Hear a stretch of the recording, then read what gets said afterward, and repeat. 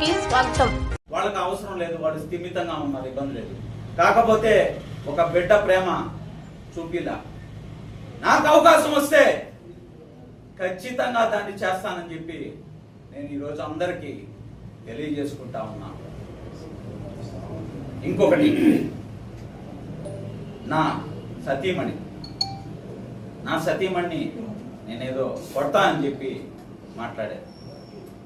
నిజంగా ఈ press meet అది కూడా వాస్తవం మీరు చెప్పినందుకు నాకు సంతోషంగా ఉంది. నా సతీమణి చూసింది, అడిగింది.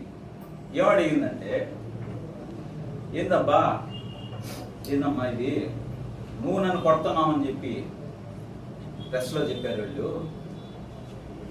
అసలు వాస్తవంగా కొట్టేది నిన్ను నేను కదా ఎక్కువ కొట్టేది, అది చెప్పలేదే అని అడిగింది నా సతీమణి. నిజంగా చెప్తున్నా, నేను కొన్నిసార్లు ఏదైనా చిన్న చిన్న దెబ్బలు తగిలితే ఫుల్ షర్ట్ కూడా వేసుకోపోయి ఉన్నా బయటికి. మా బంధం అటువంటిది, దాన్ని హేళన చేసి మాట్లాడారు.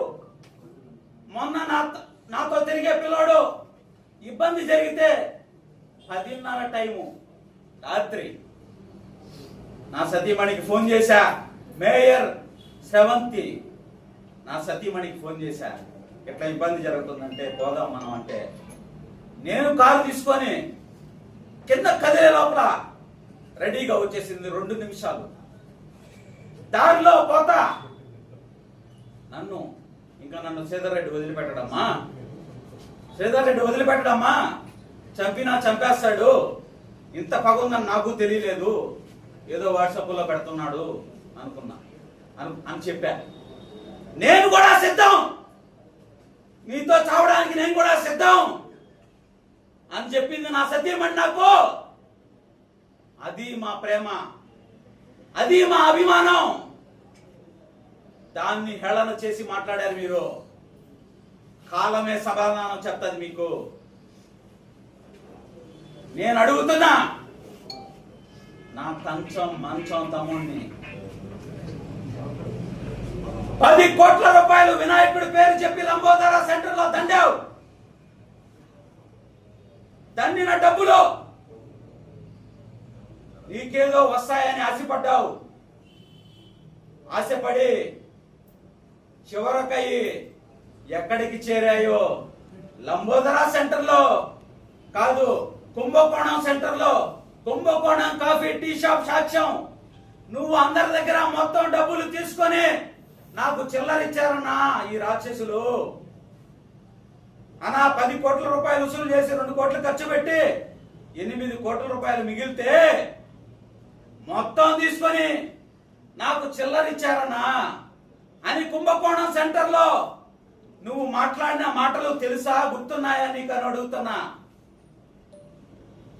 నువ్వు క్వార్చిలో నిన్నేదో పెట్టుబడి పెట్టుకోమంటే వాళ్ళకి డబ్బులు కట్టావు, నువ్వు లారీల్లో సరికెక్కిచ్చావు. ఉన్న పళంగా ఫోన్ వచ్చింది. ఏంటంటే అసలు వాళ్ళ దగ్గర నుంచి ఇక్కడికి వచ్చేసింది. అసలు విషయం, రావాల్సిన విషయం. నీకు ఫోన్ వచ్చింది, ఎక్కడ లారీలు అక్కడ వదిలేసి వచ్చేయమని చెప్పారా లేదా?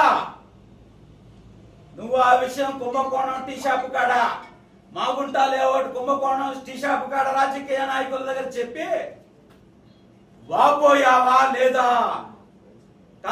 మంచం తమ్ముడు అని అడుగుతా ఉన్నా.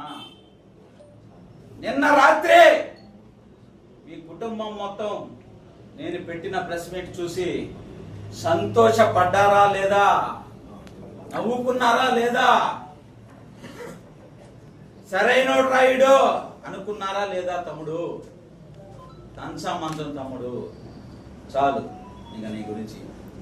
ఇంకా పోతే పక్కన మా సేనన్న, వీళ్ళందరూ కూడా ఇష్టం వచ్చి ప్రెస్ మీట్ పెట్టలా. మంచం తమ్ముడు కానీ, మా సేనన్న కానీ, షాబీర్ బాయ్ కానీ, మా గిరిజన బిడ్డ కానీ, మా సేనన్న గురించి చెప్పు. అన్నా 4 కోస్తానన్నావు, నేను ముందే చెప్పాను కదా, మీరు నాలుగు కోస్తారు, కాళ్ళేర కొడతారు, ప్రాణం కూడా తీస్తారన్నా. తెలిసేది అది తెలియని విషయమా? అది తెలియని విషయమా అంటున్నా. అందరికీ తెలిసినటువంటి విషయమే. నేను సిద్ధపడిపోయి ఉన్నావు అని చెప్పి మొన్న రాత్రి ఆడ చెప్పా, నా తమ్ముడు ఇంటికాడ, ఆడ బాధపడ్డ తమ్ముడు ఇంటికాడ నిన్న విలేకరుల సమావేశంలో చెప్పా. మేము సిద్ధపడే దిగాము. ఎంతో మంది ఉదాహరణలు కూడా చెప్పా. సిద్ధం, నాలుగు పోయండి, కాళ్ళు విరగొట్టండి, చంపండి, సిద్ధపడే ఉన్నాం. నా సతీమణి కూడా సిద్ధపడుతుంది. ఇంకపోతే షాబీర్ ఖాన్ బాయ్ గురించి ఆల్రెడీ ఆయనే అంతకుముందు చెప్పుకున్నాడు. ఆయనకి ఎన్ని అన్యాయాలు జరిగాయో, ఆయన కడుపులో ఎంత ఉందో పాపం బయట పెట్టలేదు, అవకాశం రాలేదు. అప్పుడు ఆల్రెడీ చెప్పుకున్నాడు షాబీర్ బాయ్. ఇంక ఒత్తిళ్ళు ఎట్లుంటాయో ప్రెస్ మీట్ పెట్టాడు, దానికి ఏమి ఇబ్బంది. ఇంకపోతే నా గిరిజన బిడ్డ చేత మాట్లాడించాను. నేను మాట్లాడమని నా గిరిజన బిడ్డని ప్రోత్సహిస్తూ ఉన్నా. ఎందుకంటే రాజరాజేశ్వరి గుడిలో తన సభ్యురాలు ఏ రోజు విలేకరుల సమావేశం పెట్టలేదే, అవకాశం రాలేదే. నా వల్ల నా గిరిజన బిడ్డకు మాట్లాడే అవకాశం వచ్చింది. ఒక నాయకురాలుగా నువ్వు తయారవు తల్లి, నువ్వు ఒక నాయకురాలుగా తయారవ్వాలని చెప్పి నేను మనస్ఫూర్తిగా నా గిరిజన బిడ్డని స్వాగతిస్తున్నా. తనకి మనసులో తెలుసు నా మీద ఉన్నటువంటి అభిమానం, ఇబ్బంది లేదు. అయితే అసలు విషయానికి వస్తా. నేను కోటమిరెడ్డి శ్రీధర్రెడ్డి గారిని అడుగుతా ఉన్నా, మీరు మొన్న ఎన్నికల ఎలక్షన్ అయిపోయిన తర్వాత ప్రెస్ మీట్ పెట్టారు. నా కుటుంబం గురించి ఎన్నో మాట్లాడారు, అన్ని మాట్లాడారు, ఇన్ని మాట్లాడారు, ఎవరెవరో మాట్లాడారని చెప్పి విలేకరుల సమావేశంలో చెప్పారా లేదా? శ్రీధర్ రెడ్డి చెప్పారా లేదా? ఆ విజ్ఞత మీకుంటే కుటుంబం గురించి ఎవరు మాట్లాడకూడదని విజ్ఞత మీకుంటే ఈరోజు మీరు ఎలా మాట్లాడిచ్చారు అని అడుగుతా ఉన్నా. నేను మాట్లాడమంటారా? మీ గురించి, మీ సోదరుడు గిరిజరెడ్డి గురించి, మీ గురించే మాట్లాడాల. మా అక్క శ్రీధర్ రెడ్డి గారి సతీమణి కానీ, వాళ్ళ బిడ్డలు కానీ, గిరిజరెడ్డి గారి సతీమణి కానీ, వాళ్ళ బిడ్డలు కానీ మంచివాళ్ళు. వాళ్ళు ఎప్పుడు బయటికి వచ్చేవాళ్ళు కాదు. ఏదైనా కార్యక్రమం ఉంటే వెళ్తారు, అందరితో బాగుంటారు.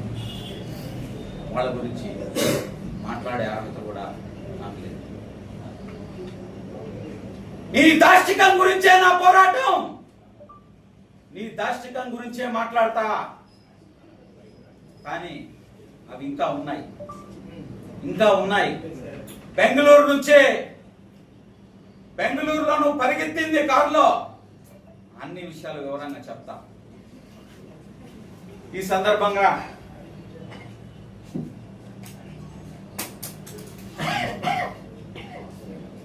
అక్కడ పెట్టాలన్నా